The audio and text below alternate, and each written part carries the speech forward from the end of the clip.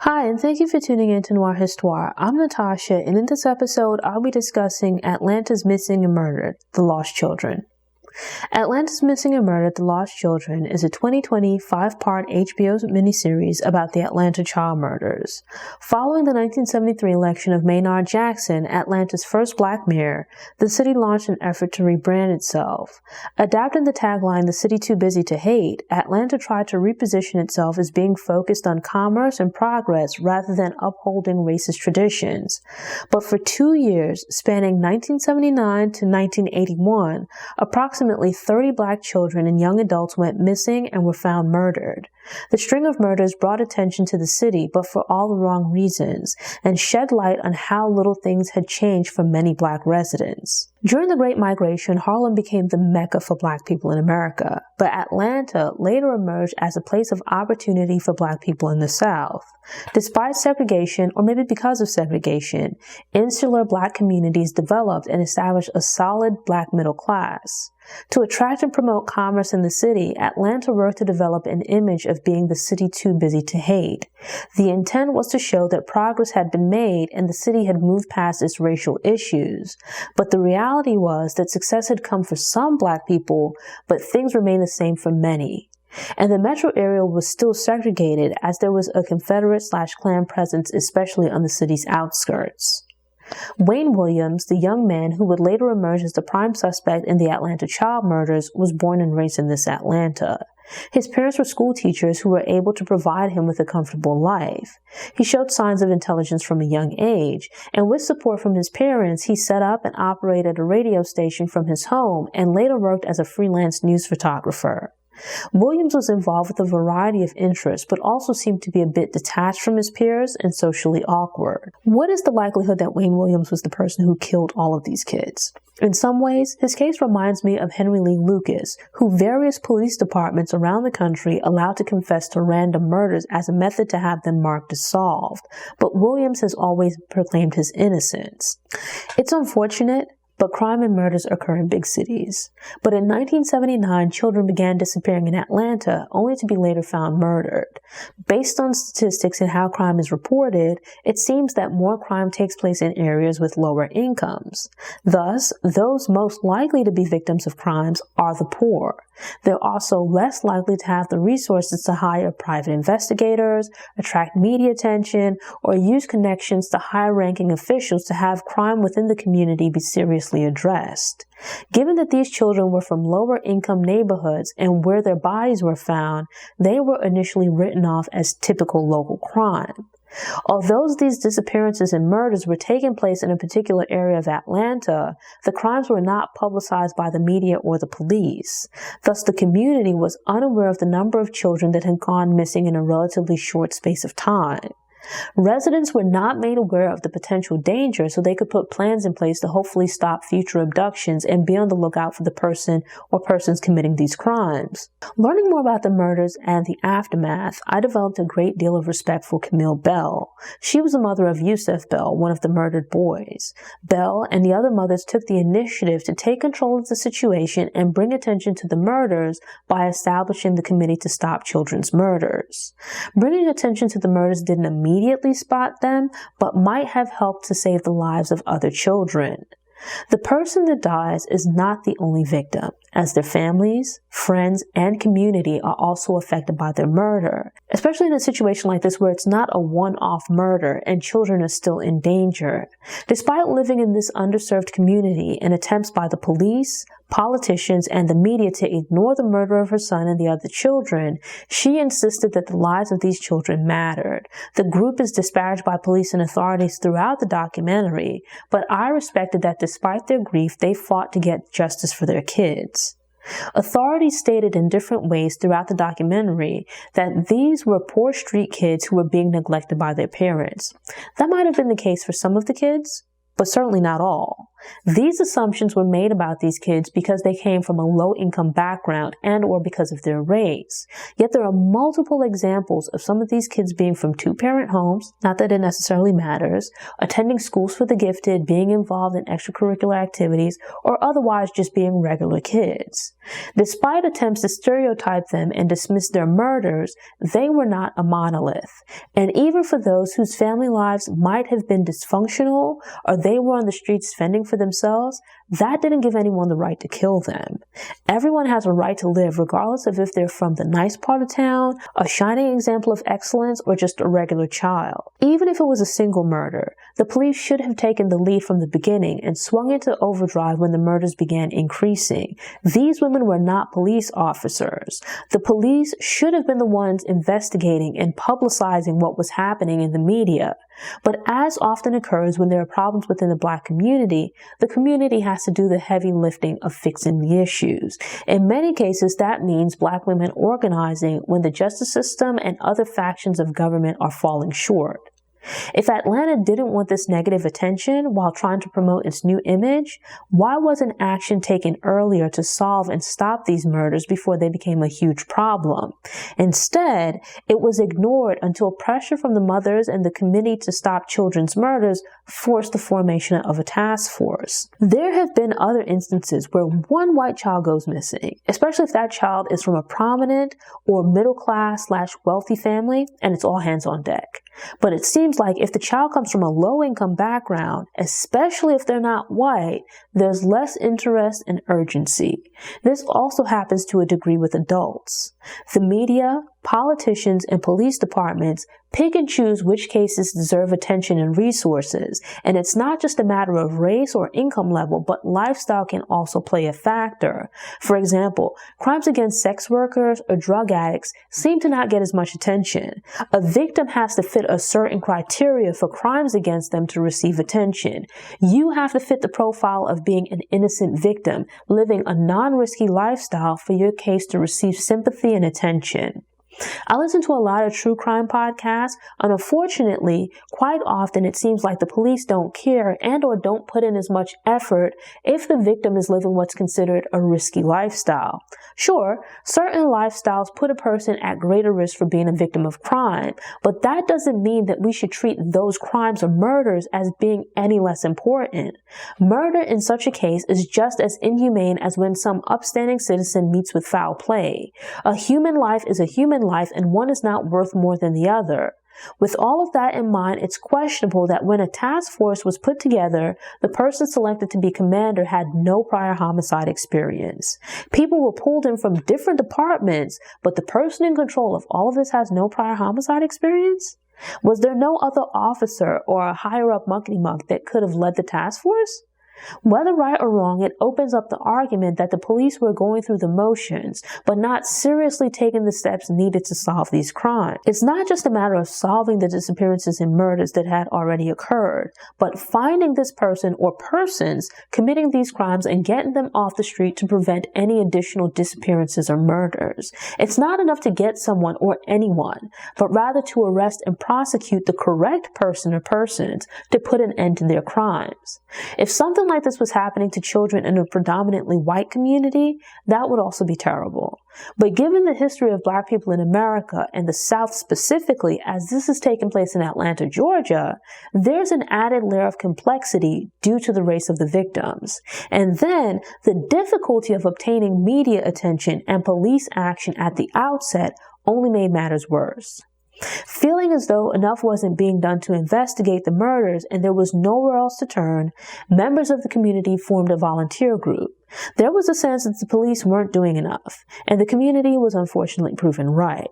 Taking it upon themselves to perform a search of the neighborhood, the volunteers found the body of LaTanya Wilson in a fenced-in area that police claimed they'd searched just maybe like a day or two before. The thoroughness of the police search is up for question, but playing devil's advocate, I wonder if the body was placed there after the police completed their search. Knowing the area would be searched the next day, someone might have moved her body from elsewhere and placed it in the lot to avoid having it found somewhere that could be linked back to them. One of the interviewees states that the body body was found on a locked property owned by her father and on which he kept horses.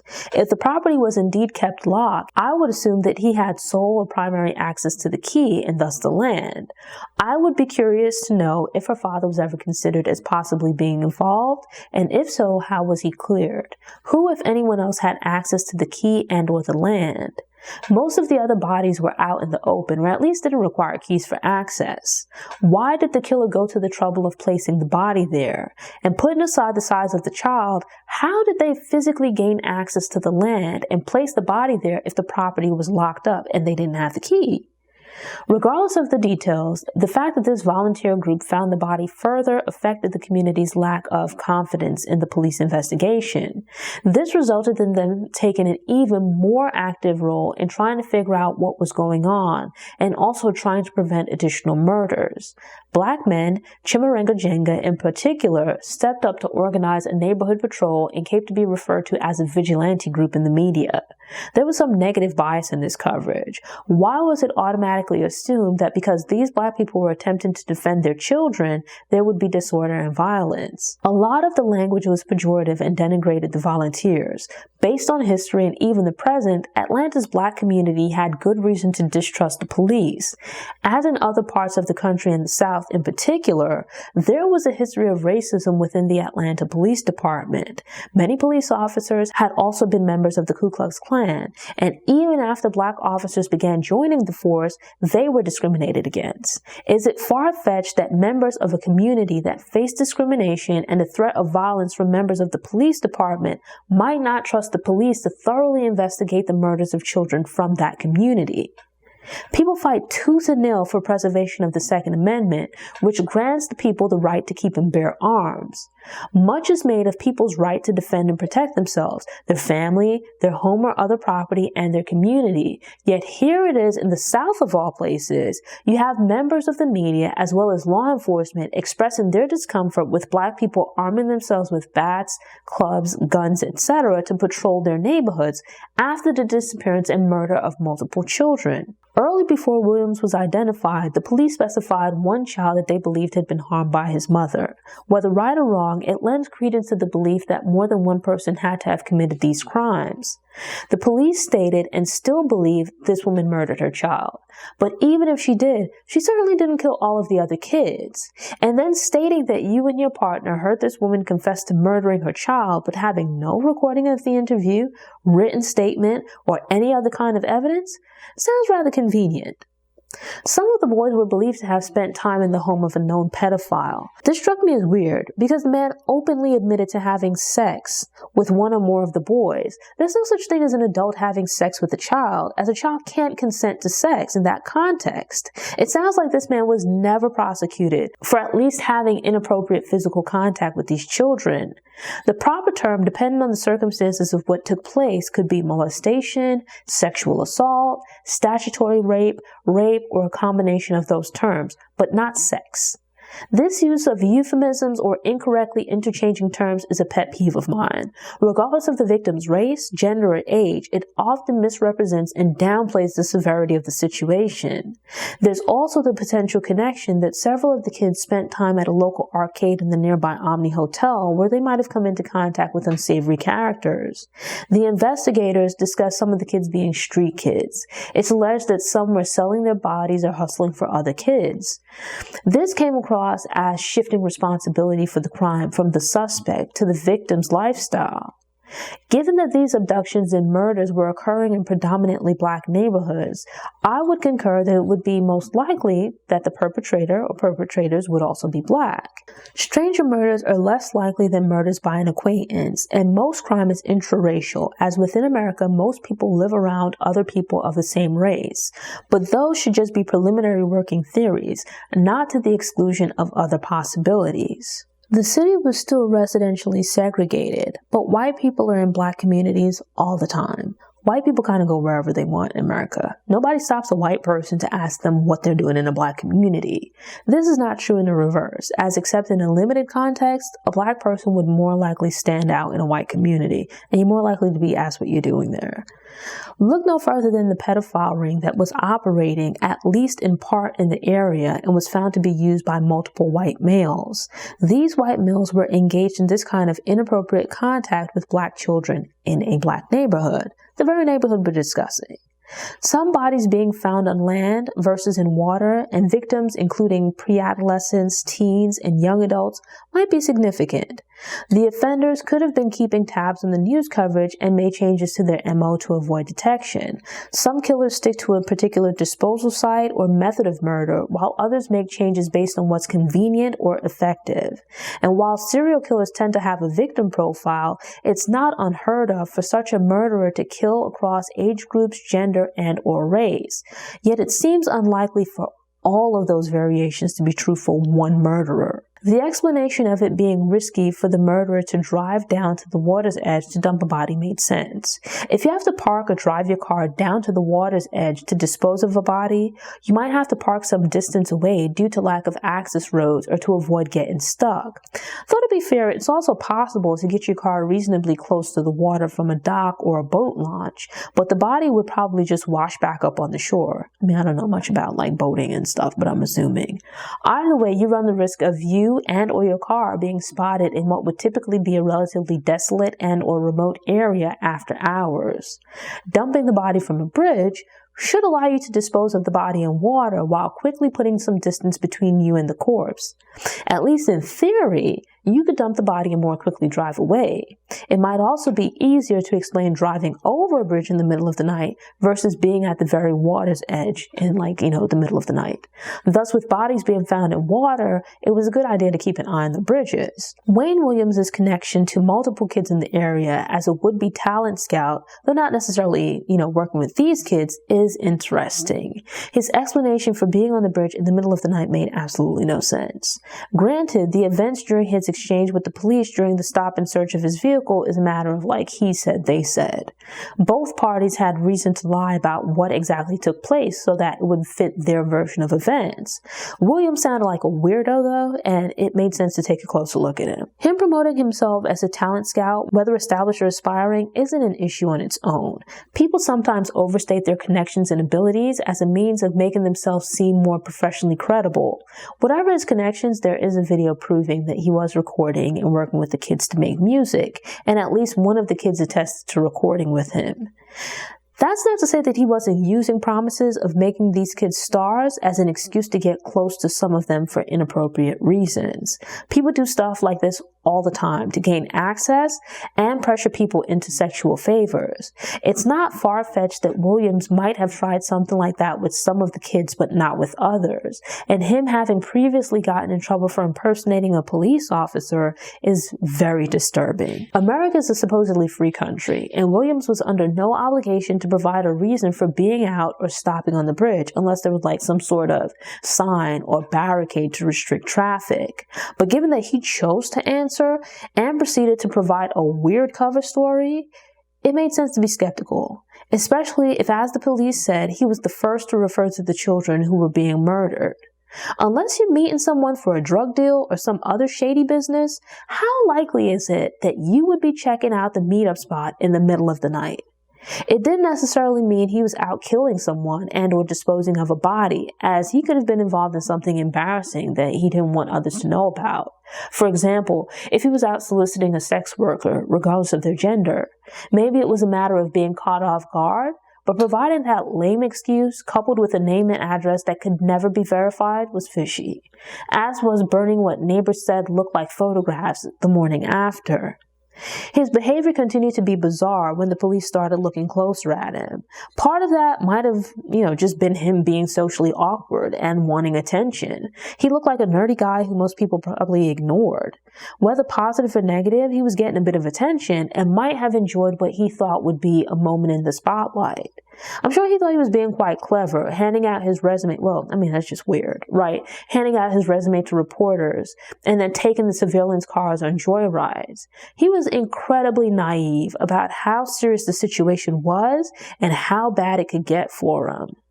It would have been in his best interest to, if not lay low, then to at least not come across as taunting the police who are already catching flack for the perception of being incompetent.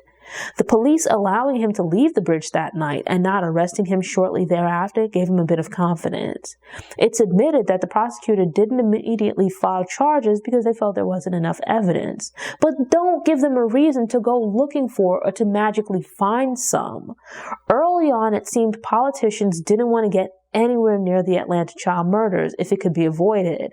But this was no longer a local news story. With pressure from higher ups such as the governor and the White House, everyone wanted to look like they were doing something. And with all those eyes watching, the Atlanta Police Department and the FBI didn't want to appear incompetent. To save face, all of those entities came at Williams with full force. Despite not being wealthy, he was able to put together a decent defense team with help from his parents. But he thought he was smarter than he really was, and instead of taking full advantage of his defense team's expertise, decided to take the lead and do his own thing. Being weird is not a crime, and he's without a doubt intelligent, but being socially inept, he had flawed ideas about how his behavior would be perceived. From his initial contact with the police and then on, he did himself no favors. This was a serious situation, and whether innocent or guilty, it was not the time to be cute. I find the justice system extremely intriguing and like the insight into how the defense team came together and their legal strategy. There's a saying that any defendant who serves as their attorney has a fool for a client. That's not always the case, but it certainly was here. Williams's reasoning and his social awareness of what was and was not appropriate were off. The police claimed that when the vehicle stopped on the bridge, there was then an audible splash as though something had been thrown into the water. A few days later, the body of a young man was found in the water, which police believed was one of Williams's victims and the object they'd heard him dump over the side of the bridge. I fully believe that Williams would have been physically capable of murdering and moving the bodies of the kids and teens, but given his relatively small size, I'm less certain about the adults. Williams could have easily overpowered the younger kids and even some of the teens as well because they looked quite small. And his size wouldn't be much of a factor in situations where a weapon was used to stun or kill the victim. 4 of the 6 adults seem to have been found in or near the Chattahoochee River. It would make sense to at least explore the possibility of a link between those 4 adults. But if the one other adult was found in an abandoned apartment and the other was in a vacant lot, how were they specifically connected to the other 4? It would be interesting to know if there were signs of them, any of the victims, having been attacked with an object, especially from behind. Were there signs of strangulation or few, if any, injuries and water in the lungs? If the bodies were in the water for an extended amount of time, would signs of an attack be lost to decomposition and or skin slippage and thus make it impossible to tell if injuries occurred pre or post-mortem? Initially, I outright dismissed Williams being capable of throwing the adults over the side of a bridge. He didn't seem to have the temperament to be a killer, but I know from many other cases that looks can be deceiving. And people do all kinds of things in moments of desperation or to avoid getting in trouble. And who's to say that he didn't have help? None of the men looked exceptionally large with regards to height or weight. Williams had access to a station wagon as well as other vehicles, so he wouldn't have had to carry the bodies for long distances. Excluding maybe pickup trucks, most vehicles are designed for their trunks to be easy to load and unload. Station wagons in particular are lower to the ground and tend to have trunk doors that open fully to the side or overhead. If you imagine those old school ambulances, it's quite easy to pull a body in or out. To unload, you could pull the person out, place your arms under their armpits, and drag them a short distance. I imagine the bridges as having a security wall of maybe 3 or 4 feet to prevent people from jumping, but the walls are described as being quite low, which would make it possible to maneuver a body over the side without completely lifting it off the ground. If you hold their upper body and maneuver that over the wall, momentum could take them over the rest of the way. Yet even if Williams was able to drag the bodies rather than lift them, it would take at least a few minutes, if not longer. I would be curious to know how long the police said the car stopped on the bridge. A minute or 2? that would feel too short. But maybe 5 to 10 minutes or more? I can see that as being plausible. Nathaniel Cater would be acknowledged as the last victim. His was the body that's believed to have been thrown off the bridge, causing the splash that police claimed they heard the night Wayne Williams stepped on the bridge. The body washed up 2 days later, and the medical examiner estimated that was the amount of time the body had spent in the water. Williams' defense team would argue that Cater had died and or been in the water for more than 2 days. Supposedly, there's a pattern between the murders, but aside from all of the victims being black and from roughly the same area, I don't get the connection.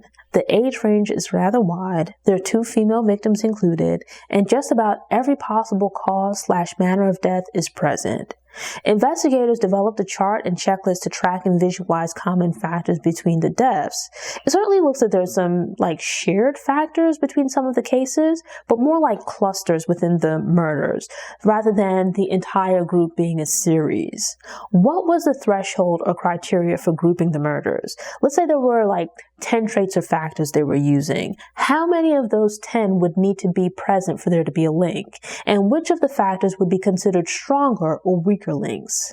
If simply matching any to a few of the chosen factors is considered enough, how can it be said that there are strong commonalities? As one of the interviewees pointed out, there are only but so many ways to murder a person. And then you have one group of people being found in bodies of water versus on land. Why is it assumed that the suspect was dumping bodies on land and then began dumping bodies in the water because of media coverage? The second to last body was found on land, and some of the earlier bodies were found under a bridge or on a river bank. Grouping everything together seems a little loosey-goosey. Williams was believed to have killed almost 30 people, but was only charged with the murders of 2 adult men. Why were the other 10 murders tacked on during trial? Why didn't they charge and attempt to convict him for those 10 murders as well? If they would go on to close some of the other cases based on his conviction, why didn't they add on those murders during the trial as well? I've come to regard eyewitness testimony with a bit of skepticism. After listening to a lot of podcasts and documentaries about court cases, I know that people sometimes lie, misremember, and or their words are taken out of context/misunderstood. Or like cases of mistaken identity, where the witness believes they saw person A, but really it was person B. That's not to say it should be completely dismissed, but that it should be a data point backed up with evidence. It seemed like much ado was made about Williams getting riled up in court while giving testimony. It didn't seem like it was much of anything from what either side was describing. Maybe they didn't do a good job of explaining just how angry and animated he became in court, because I would think most people would be stressed in a situation where they're facing years in prison. But if you're too calm, people will say you're heartless. And if you're too emotional, they'll say you're angry. Most of the defense attorneys volunteered, at least in part, because it was a great opportunity to get media attention. How might the trial have gone if Williams had the funds to mount a more vigorous defense and to pay for the best attorneys? Prosecutors had local police officers, FBI agents, and crime labs available to collect and analyze potential evidence. And as happens in these cases, especially once the feds get involved, that government money can be overwhelming to defend against. The defense was buried under an avalanche of evidence. They didn't have the means to provide experts of their own who would have been able to poke holes in the evidence or data presented and to identify junk science or junk math. During the trial, I had some questions, but for the most part, I was rocking with the prosecution. Unsurprisingly, Wayne Williams was convicted, as I think he should have been, but all of those murders shouldn't have been pinned on him. Then, within just days of his conviction, the task force was dismantled and the investigation into the murders ceased. To be clear, despite being originally charged with the murder of the 2 adults and having another 10 murders added to his trial, he was only convicted for the original 2 adult murders. No one has ever been convicted for the murder of the other adults or any of the children. Yet the only cases that remained open were those of the 2 female victims and 1 boy who went missing but his body was never found. It begs the question of what about the other 20 cases? Put aside the 12 that were attributed to Williams during the trial. The police didn't get concrete answers about the persons that were responsible for the other 18 or so murders. And then hearing about new information the defense presented and other potential suspects, it cemented my discomfort with the closure of those cases. To start, the accusation that one of the witnesses allegedly testified under a false name was troubling. I've never been to court, but from what I've seen on televised court cases, witnesses are asked to state their name for the record. Unless you're in witness protection, wouldn't giving a false name be considered lying? If you lie about something as basic as your name, how credible is your testimony? Not to mention just making stuff up for a vendetta or personal gain. Wouldn't that be perjury? The defense alleged that there were multiple instances of evidence and reports changing to fit factors that would match the theory of Wayne Williams being the murderer. For example, the autopsy findings were allegedly edited for the body that was supposedly dumped into the river the night police stopped Williams. Forensic evidence related to fibers and dog hair had been presented as specifically tying the bodies of victims to environments related to Wayne Williams. But the defense stated on appeal that the significance of the data was being overstated. Supposedly unique carpet fibers could not be accurately described as such because the quantity of carpet produced and thus the number of homes in which the carpet could be found was unknown. Likewise, the potential breeds of dogs that could have possibly shed the hair that was found on victims were believed to have changed when investigators learned about the breed of Williams's family dog. There's also the matter of there's other potential suspects. But that by itself isn't very surprising. With even a single murder, I would think many people, especially those close to the victim, would be looked into. A witness stated that he observed one of the boys, Clifford Jones, being sexually assaulted and then murdered in a laundromat. Other witnesses claimed to see either some portion of the attack or someone laying something down beside a dumpster, which is where the boy's body was later found. The man, Jamie Brooks, who witnesses identified as the attacker, was the laundry's manager and later went to prison for an unrelated sexual assault charge. The documentary presented different perspectives and left it up to the viewer to come to their conclusions. Because there are multiple sides and theories, I found myself nodding along with people on the side of the defense and the prosecution. It's more of a discussion of the murders rather than a definitive indictment of any one individual or theory. But because one person was convicted, I guess it could also be seen as taking sides to a degree. Regardless of Atlanta trying to reinvent itself as being a progressive city focused on commerce rather than hate, it's still a city in the South with quite a troubled history. And while its racist views and principles of the past might no longer be at the forefront, they still exist in the hearts and minds of some residents. A confidential informant provided testimony that at least one of a group of brothers, the Sanders, who were affiliated with the Ku Klux Klan, had stated that he would kill a black child. It's believed that Lubie Jeter was then murdered in retaliation for accidentally running his go-kart into one of the men's vehicles. By itself, the informant's claim isn't a solid indictment. The police investigated the informant's claims, going so far as to bring one of the suspected men in for questioning, but he was never charged. All of that sounds in line with what should be done when you receive a tip about a potential suspect, but the police's behavior after speaking with the potential suspect was suspicious. You're investigating at least one man in connection with one in a series of high-profile murders, yet when the police were questioned during Williams' appeal, none of them recalled anything about the case or looking into these men. What are the odds? There was a bit of discussion about a GBI officer, I believe his name was Jackson, and that he damaged the investigation, which relied on the confidential informant. If you're unfamiliar, the GBI is Georgia's investigation group, sort of like a state version of the FBI. They help cities and towns investigate crimes beyond their capabilities or where there might be a conflict of interest. The informant had been wearing a wire while hanging around the Sanders, which resulted in hours of recordings. Nobody denies that those tapes existed. If there was nothing of value on the tapes, fine.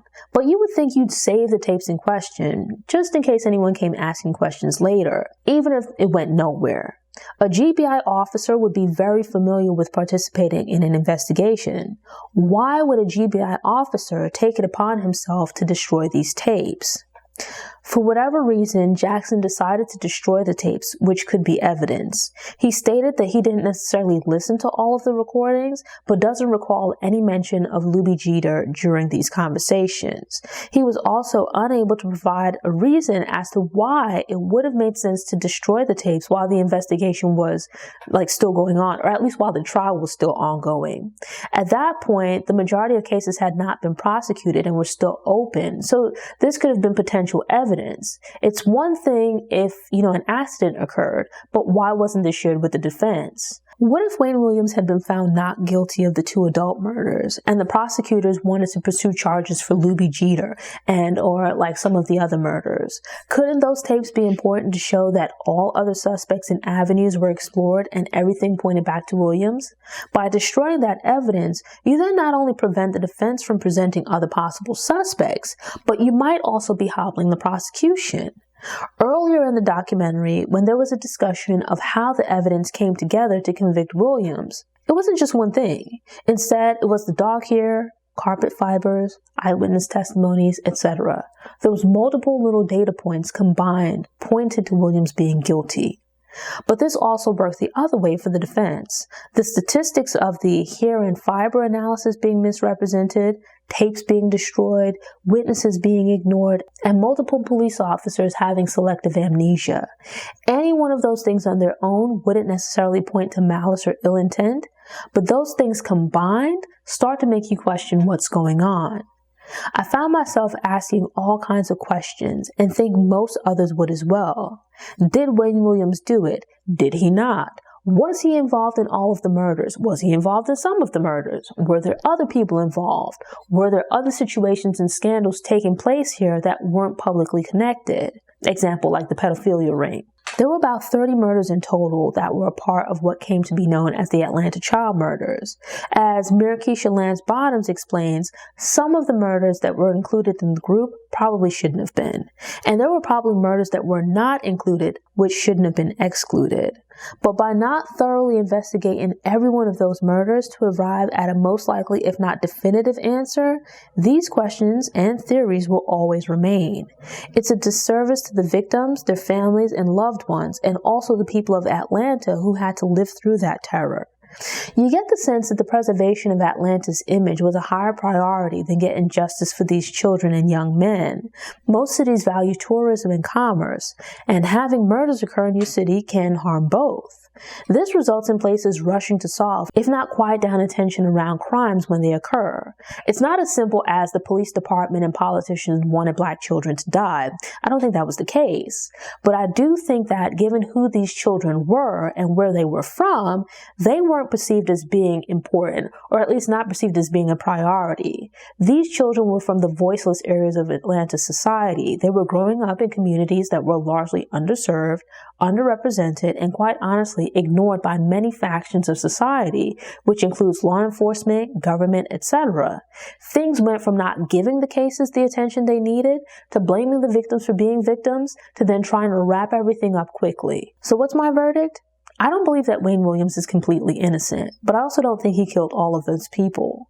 The real answer is probably somewhere in the middle. If all of the murders were indeed linked and he was involved, then he wasn't working alone. I think it's more likely that some of these were individual, unrelated, one-off murders, but there might have also been clusters within the series. But it's more convenient to blame one person for 30 murders versus having to investigate and prosecute 10 plus suspects with all of this media and community attention. In recent years, it seems like there was a new interest in these murders, likely given the reopening of some of the cases. The documentary was released last year, but the conversation about the murders got overshadowed to a degree by COVID.